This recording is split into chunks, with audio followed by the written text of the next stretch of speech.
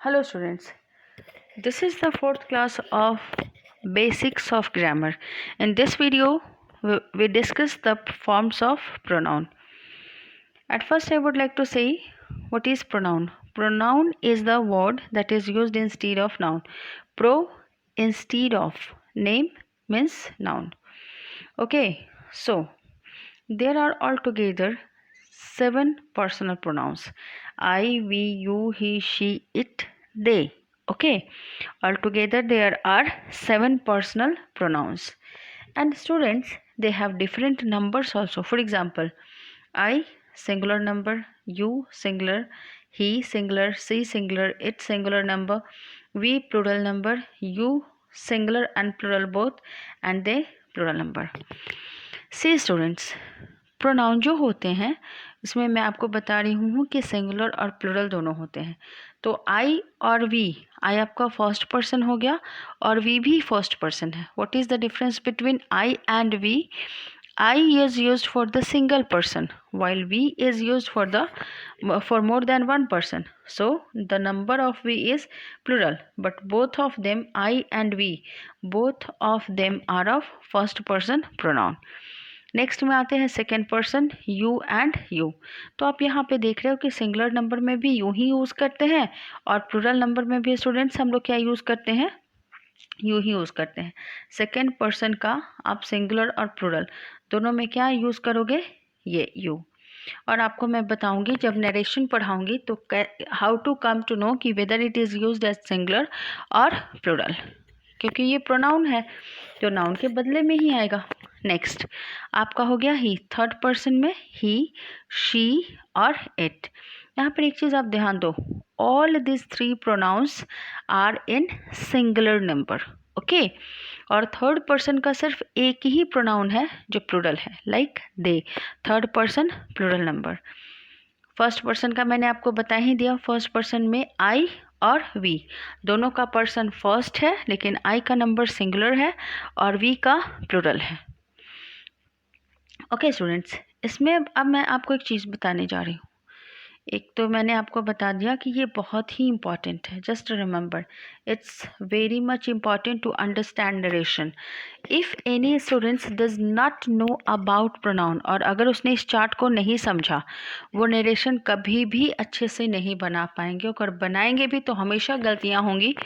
और स्टूडेंट्स, अगर बच्चे सबसे ज़्यादा किसी में उनको प्रॉब्लम होती है नरेशन में, तो इस प्रोनाउन की वजह से होती है. ओके, तो इसको आपको बहुत अच्छे से समझना हो. अगर कोई प्रॉब्लम हो तो आप मुझे कहेंगे. फिर मैं आपको यूज़ भी बताऊंगी, where to use subject pronoun, where to use object pronoun, and where to use possessive adjective and possessive pronoun. ठीक है, तो इसमें मैंने आपको डिस्कस किया. अभी तक क्या डिस्कस किया है? अभी तक मैंने आपको बताया किसके बारे में? ये दिस आर कॉल्ड, ये सब्जेक्ट प्रोनाउंस. इसको सब्जेक्ट प्रोनाउंस क्यों कहा गया स्टूडेंट्स? क्योंकि ये हमेशा सेंटेंस में सब्जेक्ट की तरह ही आते हैं. Okay, they are always used as subject. और बेसिक्स ऑफ ग्रामर के फर्स्ट पार्ट में ही मैंने आपको बताया है कि what is called subject, anything about which we talk. तो आप इसका यूज़ आप हमेशा कैसे करोगे? सब्जेक्ट की तरह. इसमें एक कन्फ्यूज़न आपको हो सकता है रिगार्डिंग यू. तो मैंने आप एक और वीडियो पहले ही शेयर किया है बेसिक्स ऑफ ग्रामर पे, दैट इज़ ऑब्जेक्ट.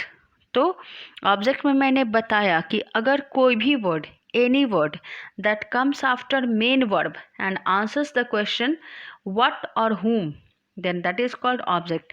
तो उसमें आप ध्यान रखेंगे अगर यू, क्योंकि देखिए यू का सेम फॉर्म ऑब्जेक्ट प्रोनाउन में यूज़ होता है और सब्जेक्ट प्रोनाउन में भी. तो आप ध्यान रखोगे अगर यू मेन वर्ब के बाद आता है और किस चीज़ का जवाब देता है? whom का, तो वो आपका क्या हो जाएगा? Object pronoun. अदरवाइज अगर हु का जवाब यू देता है उस केस में वो क्या होगा? सब्जेक्ट.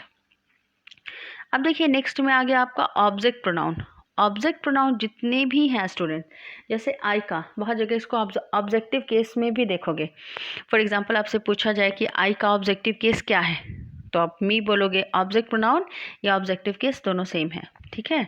यू का object pronoun you, he, him. Her is the objective case of she. It, the objective pronoun of it would be same. Both in the subjective form and objective form it would be same. कहीं कहीं पे आप subject pronoun के लिए nominative case भी देखोगे। फिर हो गया वी का ऑब्जेक्टिव केस में क्या हो जाएगा, अस। यू का सेम ही है और मैंने बताया भी कैसे होगा, दे का देम। यहाँ पे आपको थोड़ी सी दिक्कत हो सकती है, आप सोचोगे कि जब हमें पढ़ाया जा रहा है प्रोनाउन के बारे में तो ये एडजेक्टिव कैसे हो गया, ओके। और यहाँ पे हो गया आपका pronoun. Let me tell you, आपका ये जो एडजेक्टिव आता है, देखिए यहाँ पर आपका जो आ गया पॉसेसिव एडजेक्टिव, ये है तो प्रोनाउन का ही फॉर्म, तो इसलिए इसको पढ़ा जाता है प्रोनाउन के फॉर्म में ही, लेकिन इसका यूज़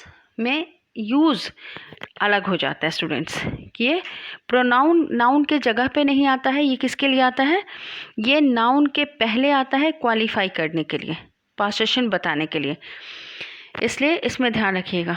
इसमें दोनों में डिफरेंस क्या है, यहाँ पर देखो पॉसेसिव प्रोनाउन, दोनों में डिफरेंस ये है कि इसके बाद पॉसेसिव एडजेक्टिव के बाद हमेशा आपका नाउन आएगा ही आएगा, नहीं आने की बात ही नहीं है।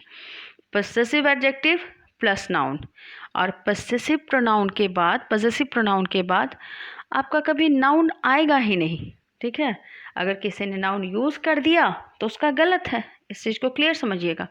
ये बहुत ही इम्पॉर्टेंट चीज़ है, बहुत बच्चे नहीं समझते हैं, इसलिए प्लीज़ इसको ध्यान रखेंगे। पॉसेसिव एडजेक्टिव और पॉसेसिव प्रोनाउन में सबसे बड़ा डिफरेंस क्या है कि इसके बाद हमेशा आप नाउन का यूज़ करोगे और इसके बाद नहीं यूज़ करोगे।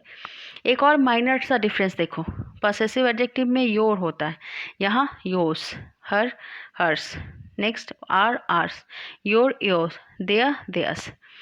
एक और बहुत छोटी चीज़ है, लेकिन मैंने बहुत लोगों को ये गलतियाँ करते देखा है, और ये गलती है ये योर्स की। मैंने बहुत बार लेटर्स में देखा है कि लोग लिखते हैं YOUR', इंग्लिश में ऐसा कोई वर्ड ही नहीं होता है। अगर आप लिख रहे हैं तो आप ये गलत लिख रहे हैं, तो हमेशा योर्स लिखें, ठीक है। तो आई होप कि आप इस चीज़ को याद रखेंगे, पॉसेसिव एडजेक्टिव प्लस नाउन और पॉसेसिव प्रोनाउन तो प्रोनाउन है ही। एक इसके बारे में और चीज़ मैं बता दूं, possessive adjective in fact all these are determiners, ठीक है। आप इसको भले ही यहाँ पे पॉसेसिव एडजेक्टिव कह दिया गया, लेकिन ये काम करता है डिटर्मिनस में। क्यों? क्योंकि डिटर्मिनस वैसे वर्ड्स होते हैं जिनके बाद हमेशा नाउन और नाउन आता ही आता है, और इसमें भी वही बात है। बाकी आपका रिफ्लेक्सिव प्रोनाउन, ये फॉर्म एक इधर जोड़ा गया है, इसको भी आप लोग ध्यान रखोगे, लेकिन आपका ये इसको अगर ऐसे नहीं आप कर ले सकते हो, लेकिन नरेशन के लिए आपका ये चीज़ आपको समझना ज़रूरी है। Thanks students, please give your feedback. If you don't understand let me know, okay. Thank you.